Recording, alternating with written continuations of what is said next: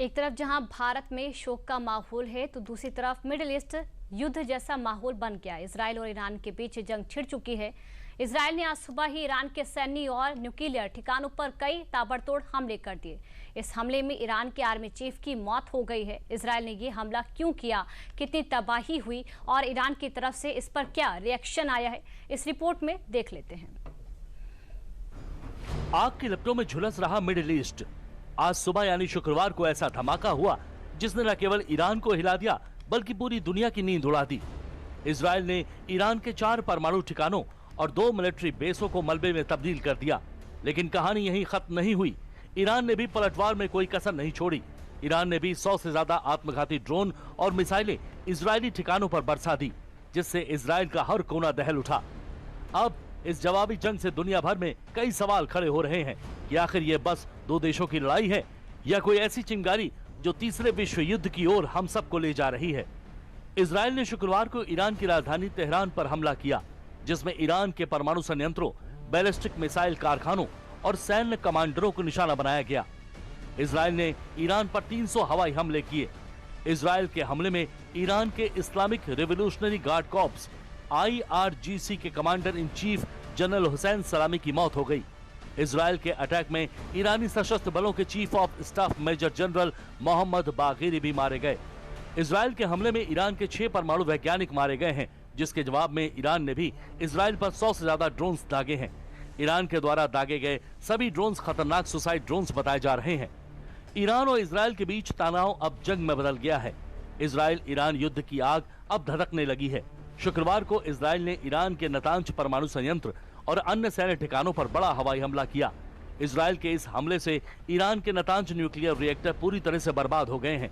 Iran की यह बर्बादी इजराइल के लिए एक बड़ी जीत मानी जा रही है, क्योंकि नतांज न्यूक्लियर साइट एक तरह से परमाणु कार्यक्रम के लिहाज से ईरान का दिल था। ऐसे में नतांज न्यूक्लियर साइट तबाह होने से ईरान को एक बड़ा झटका लगा है। हालांकि इस हमले के बारे में ईरान को 2-3 दिन पहले ही चेतावनी मिल चुकी थी, लेकिन इसके बाद भी ईरान अपने हवाई रक्षा प्रणाली के बावजूद हमले को रोकने में नाकाम रहा। Israel will never allow those who call for our annihilation to develop the means to achieve that goal. Tonight, Israel backs those words with action. We struck at the heart of Iran's nuclear enrichment program. We struck at the heart of Iran's nuclear weaponization program. We targeted Iran's main enrichment facility in Natanz. We targeted Iran's leading nuclear scientists working on the Iranian bomb. We also struck at the heart of Iran's ballistic missile program. Israeli हमले के बाद अब Iran बदला लेने को बेताब है। Iran अब इजराइल पर जरूर हमला करेगा। इसी संभावना को देखते हुए इजराइल ने अपनी तैयारी कर ली है। इजराइल में स्कूलों और दुकानों को आज से बंद कर दिया गया है। ईरान के परमाणु कार्यक्रम को लेकर पहले से ही अमेरिका और इजराइल को संदेह था कि ये बम बनाने की कगार पर है। अब जब इजराइल ने सीधे इन ठिकानों को निशाना बनाया है तो यह आशंका और बढ़ गई है कि ईरान खुले रूप से परमाणु हथियार कार्यक्रम को तेज कर सकता है। इजराइल ने जिस ऑपरेशन को अंजाम दिया है उसमें ईरान के कई सैन्य ठिकानों को निशाना बनाया गया था। विश्व युद्ध की आहट, मिडिल ईस्ट में आफत। हमले में ईरान के जिन 4 प्रमुख परमाणु केंद्रों को निशाना बनाया गया उसमें नतांज, तेहरान, अराक और इस्फहान शामिल थे।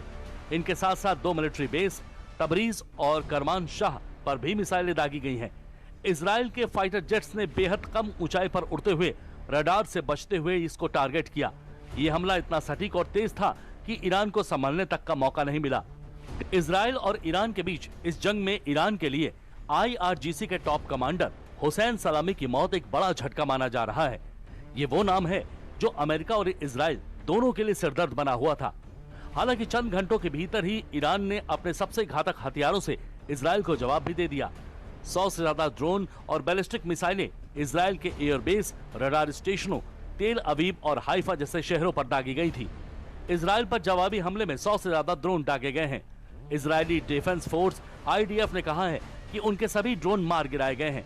वहीं ईरान ने दावा किया है कि उसने इजराइल के कई सैन्य सुविधाओं को भी भारी नुकसान पहुंचाया है।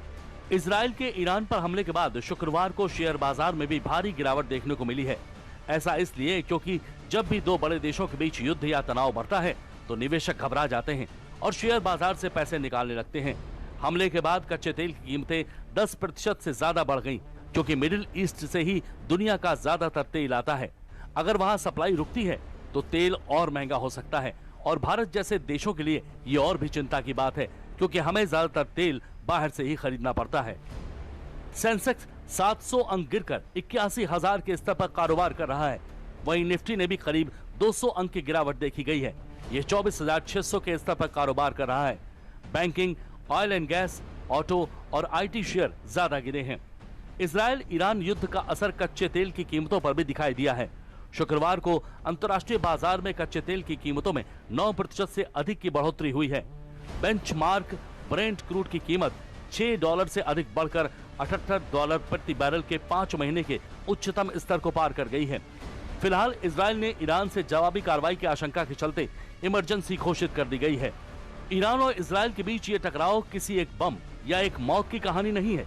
ये टकराव है सालों की नफरत, डर और रणनीति का, जहां हर एक हमला भविष्य के लिए एक बड़ा खतरा बनता जा रहा है। फिलहाल ईरान इजरायल जंग की वजह से भारत में 16 फ्लाइट को डायवर्ट कर दिया गया है। वहीं जंग को देखते हुए ईरान, सीरिया और तेहरान ने अपने अपने एयर स्पेस को भी बंद कर दिया है।